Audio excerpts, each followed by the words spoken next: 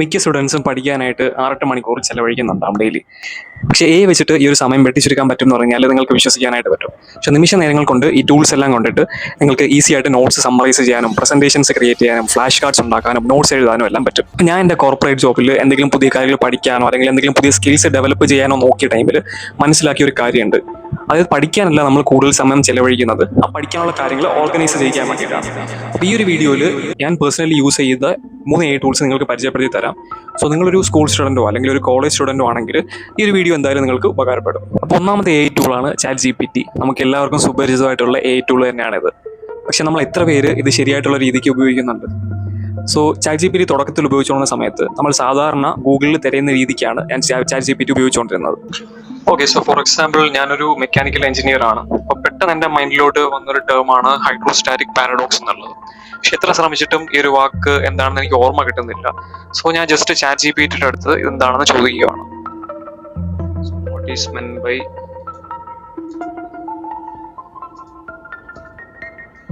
Hydrostatic paradox?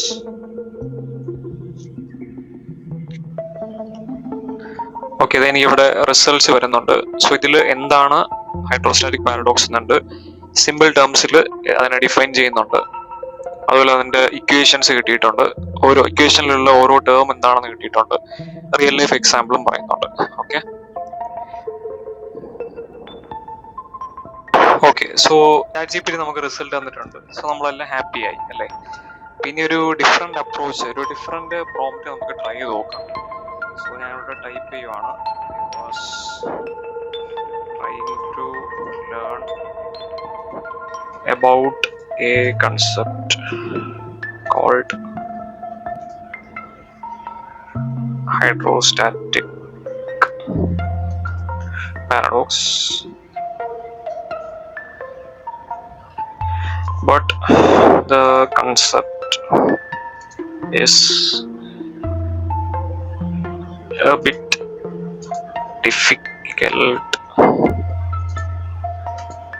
for me to understand. Okay, അപ്പോൾ ഈ ഒരു സെന്റൻസ് നിങ്ങൾ കണ്ടില്ലേ? I was trying to learn about a concept called hydrostatic paradox, but the concept is a bit difficult for me to understand. So ഇതാണ് നമ്മുടെ problem statement എന്ന് പറയുന്നത്. Okay, കഴിഞ്ഞിട്ടില്ല. നമ്മൾ നെക്സ്റ്റ് ChatGPTക്ക് ഒരു റോൾ കൊടുക്കുവാണ്. സോ ഞാൻ ഇവിടെ പറയുകയാണ്, അപ്പോൾ ഇതൊരു നമ്മുടെ ഹൈഡ്രോസ്റ്റാറ്റിക് പാരഡോക്സ് എന്ന് പറയുന്നത് ഒരു മെക്കാനിക്കൽ എഞ്ചിനീയറിംഗ് ടേം ആയതുകൊണ്ട് ഞാൻ ChatGPTനെ ഒരു മെക്കാനിക്കൽ എഞ്ചിനീയർ ആക്കുവാണ്. ടൈപ്പ് ചെയ്യുവാണ്, like you are a mechanical engineer with 10 years of experience specialized in the field of hydrostatic paradox. Okay, അതായത് നമ്മൾ ChatGPTക്ക് കൊടുക്കുന്ന റോളാണിത്.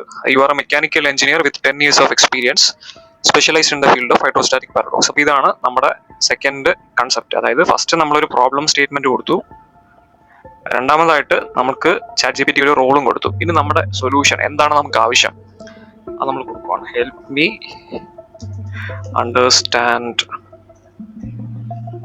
ദി കൺസെപ്റ്റ്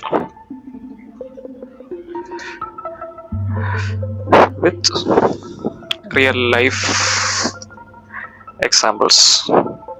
നമ്മൾ കൊടുക്കുകയാണ്, ഇങ്ങനെ ഒരു പ്രോംപ്റ്റ് കൊടുക്കുകയാണ്. എന്താണ് നമുക്ക് തരുന്നത് നോക്കാം. ഇവിടെ റിസൾട്ട് പറയുന്നത് let's break it down like a mechanical engineer. ഇതൊരു മെക്കാനിക്കൽ എഞ്ചിനീയർ ആയിട്ടാണ് നമുക്ക് ഈ ഒരു റിസൾട്ട് തരുന്നത്. ഓക്കെ, സോ നമുക്കിവിടെ ഒരു കോർ ഐഡിയ എന്നൊരു സംഭവം തരുന്നുണ്ട്. അതായത് ഒരു സിറ്റുവേഷൻ ബേസിസിൽ അത് നമുക്ക് റിസൾട്ട് തരുവാണ്. Surprising result. നമുക്ക് നേരത്തെ കിട്ടിയത് തന്നെ ഇക്വേഷൻസ് പറയുന്നുണ്ട്.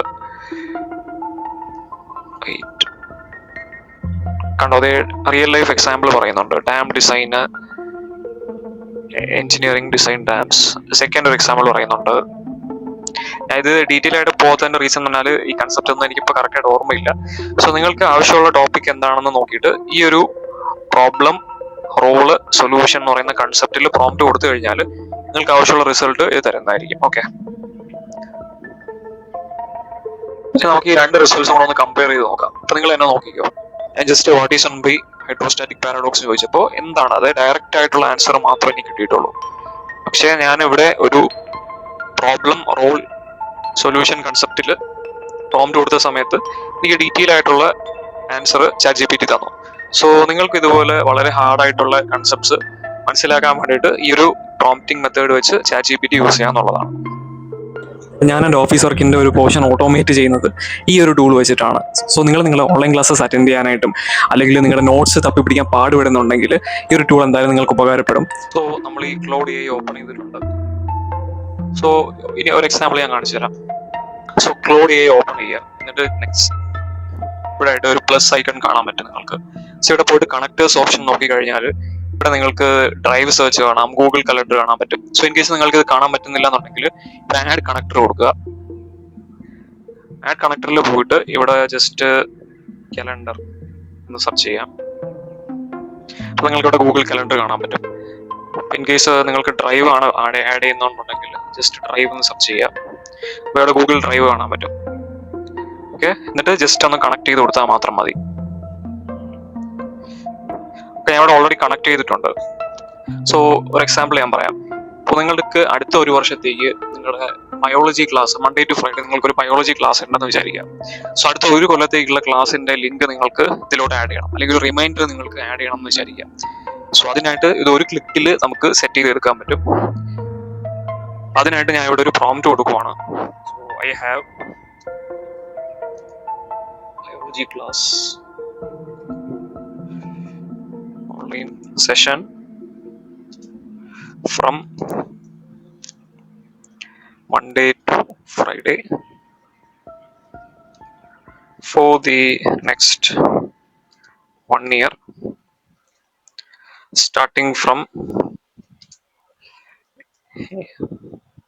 April 12th എന്ന് കൊടുക്കുവാണ്. I want you to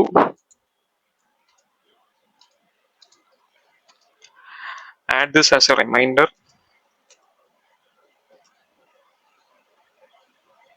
So add this as a reminder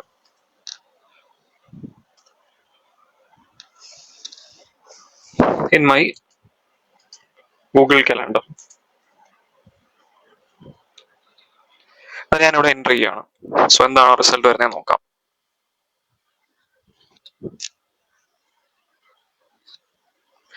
okay, ഞാൻ ഇവിടെ ഒരു സ്പെസിഫിക് ടൈം മെൻഷൻ ചെയ്തിട്ടില്ല എന്ന് പറയുന്നുണ്ട്. ഓക്കെ, സോ ഞാൻ എക്സാമ്പിളിന് ഓക്കെ അത് തന്നെ തരുന്നുണ്ട്. ഓക്കെ, ഏത് സമയത്താണ് വേണ്ടതെന്നുള്ളത്. സോ നിങ്ങൾക്ക് മനസ്സിലാക്കാൻ വേണ്ടിയിട്ട് ഞാൻ ജസ്റ്റ് സ്പെസിഫിക് ടൈം തന്നെ റെസ്പോണ്ട് എന്ന് കൊടുക്കുകയാണ്. എന്നിട്ട് the timing is evening 9 PM എന്ന് കൊടുക്കുകയാണ്. 9 PM to 10 PM എന്ന് കൊടുക്കുകയാണ്.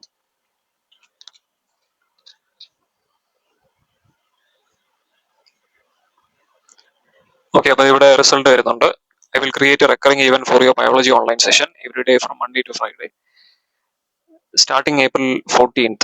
ഫസ്റ്റ് വീക്ക് ഡേ എന്നാണ്. അപ്പോൾ നെക്സ്റ്റ് മൺഡേ നമുക്ക് വരുന്ന April 14th ആണ്. സോ അത് ഇവിടെ സെറ്റ് ചെയ്തുകൊണ്ടിരിക്കുകയാണ്. അപ്പോൾ ഇവിടെ ഓൾവേസ് അലോ നിങ്ങൾ കൊടുക്കുക. ഇവിടെ കാലണ്ടർ ഇവന്റ് ക്രിയേറ്റ് ആയിക്കൊണ്ടിരിക്കുകയാണ്. ഇൻ കേസ് നിങ്ങൾക്ക് നോട്ടിഫൈ ചെയ്യണമെങ്കിൽ ഇവിടെ നോട്ടിഫൈ ഓപ്ഷൻ കൊടുത്താൽ മതി. അപ്പോൾ നിങ്ങൾക്ക് ഇവിടെ അത് നോട്ടിഫൈ ചെയ്തോളും റിസൾട്ട് വരുന്ന സമയത്ത്. ഓക്കെ, ഇവിടെ നമ്മുടെ ഗൂഗിൾ കാലണ്ടറിൽ ആഡ് ആയിട്ടുണ്ടെന്നാണ് പറയുന്നത്. സോ ഞാൻ ജസ്റ്റ് എൻ്റെ കാലണ്ടറിലോട്ട് പോവാണ്. ഇപ്പം നമ്മുടെ ബയോളജി ക്ലാസ്സിൻ്റെ റിമൈൻഡർ ഇവിടെ ആഡ് ആയിട്ടുണ്ട്. നോട്ട്ബുക്ക് എലമെന്റ് ഇന്റർഫേസ് ഓപ്പൺ ചെയ്യുമ്പോൾ ഇങ്ങനെ ഒരു സംഭവം നിങ്ങൾക്ക് കാണാനായിട്ട് പറ്റും. സോ ഇവിടെ ജസ്റ്റ് ക്രിയേറ്റ് ന്യൂ നോട്ട്ബുക്ക് കൊടുക്കുക. ഇവിടെ താഴെയായിട്ട് നിങ്ങൾക്ക് കുറെ ഓപ്ഷൻസ് കാണാൻ പറ്റും. അതായത് upload files, websites, drive, copy text ഒക്കെ കാണാൻ പറ്റും. സോ നിങ്ങൾക്ക് ഏത് വേണമെങ്കിലും യൂസ് ചെയ്യാം. സോ ഞാൻ ഇവിടെ ജസ്റ്റ് നിങ്ങൾക്ക് മനസ്സിലാകുന്ന ഒരു ടോപ്പിക് സെലക്ട് ചെയ്യാണ്. So Newton's